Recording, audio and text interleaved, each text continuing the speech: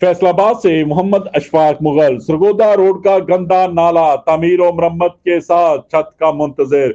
Sewerage का पानी हो या इंडस्ट्रियों का केमिकल जदा पानी, माहौल आलूदा करने के साथ हर तरफ बदबू ही बदबू, ताफन ही ताफन पिलाने लगा, बीमारियां बांटने लगा। इलाका मकीन अजीतों से दो चार, परेशान कौन इनकी परेशानियां हल करेगा।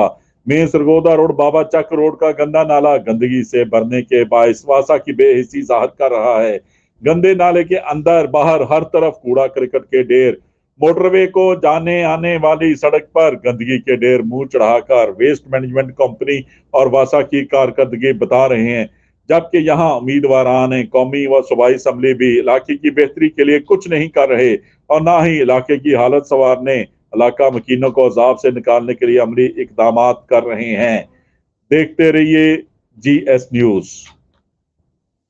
इस वीडियो को लाइक करें, हमारे चैनल को सब्सक्राइब कर बेल आइकन जरूर प्रेस करें।